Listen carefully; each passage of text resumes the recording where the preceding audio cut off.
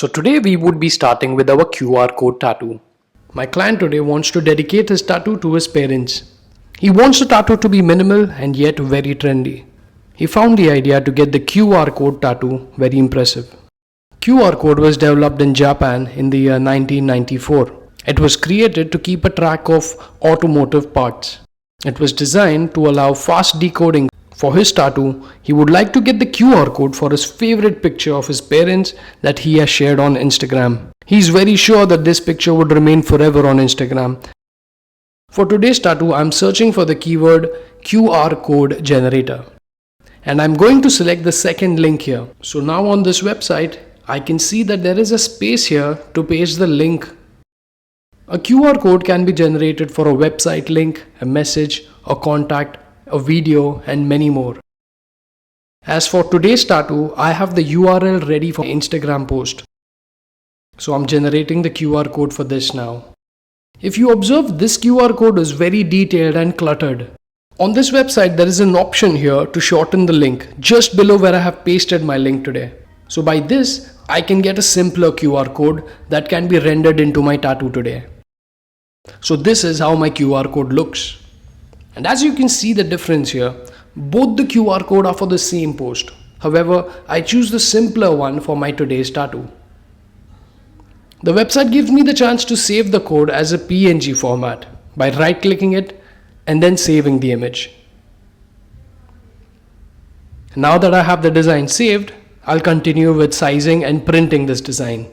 And for this, I'm using Adobe Illustrator. So on Illustrator, towards the left side, I click the option to create new. Then I select the A4 size of a page.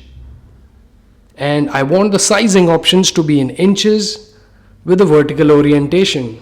Now on my new page, I can drag the image that I have saved earlier. So I'm selecting the first size of the QR code to be about 1.2 inches. And then the second one can be a 2 inch. And the third one slightly bigger, around 2.2 inches in length. With all these different sizes printed on an A4 paper, I would take a call on what size would look good on my client's hands. A stencil for a tattoo like this can never be made manually because the QR code is very detailed.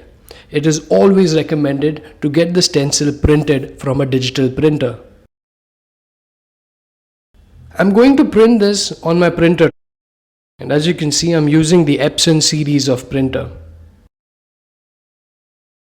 Always remember to invert the stencil before printing it so that it can be read clearly while scanning it. So now as this design is ready, I will print this stencil and we can start the tattoo. As a design like QR code is very precise and sharp, there are a few conditions that needs to be met before preparing for such a tattoo. The placement of this tattoo needs to be on a flat placement. The reason for this being the QR code can be scanned and read clearly from the QR code scanner.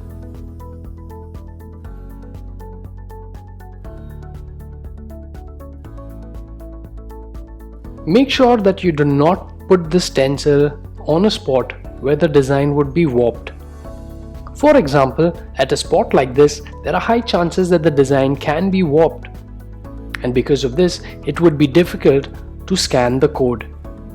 So always make sure that the location of your stencil placement for a tattoo like this needs to be on a flat surface.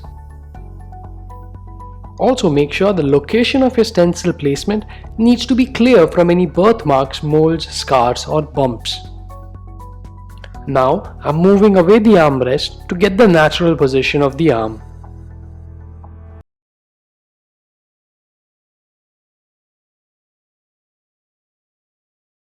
And now to mark the stencil placement on his forearms. I'm using a ballpoint pen for this. I'm marking the center point on his forearm on the top and the bottom.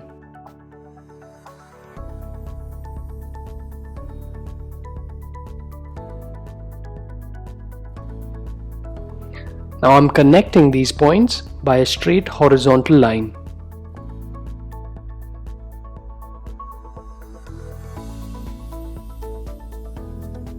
Now my stencil will be placed exactly in the center of this line. with a ballpoint pen, I'm marking through the stencil paper on the top and the bottom edges. Here I'm gently wiping off the excess pen marks with the use of a sterilium and a tissue.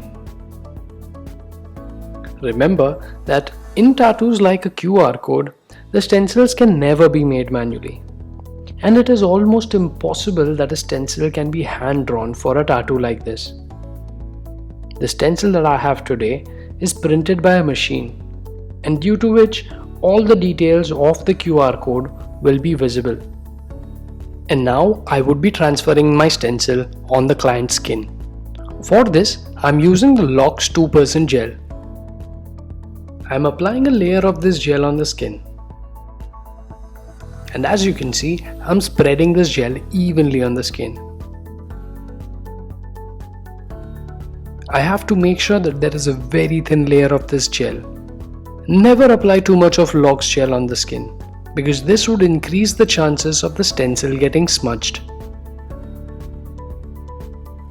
Here, while putting the stencil on the skin, I am making sure that the markings that I have made on the stencil before needs to be exactly on the marking that's on the skin. While putting stencil on the skin, I'm holding the stencil in such a way so that I can see the edges that I have marked. This gives me a clear vision on the location where I am placing the stencil.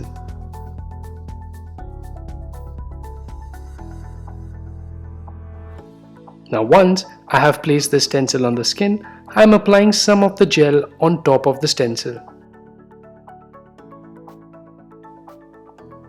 I'm doing this so that the stencil would be durable for a longer tattoo session. Be very careful that there is not too much of LOX gel on the stencil. I'm going to let this dry for about a minute and wiping the excess gel away from the skin.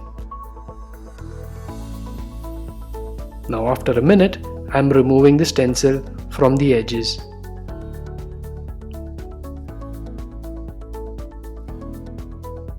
Once I have placed the stencil on the skin, I have to make sure if all the boxes and the lines are transferred correctly on the skin.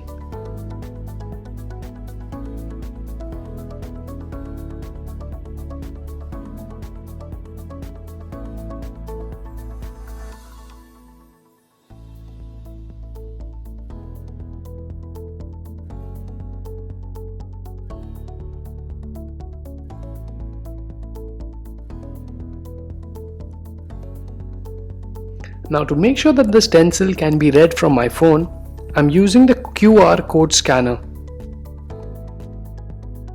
And this is very important to make sure the stencil can be scanned before beginning the tattoo.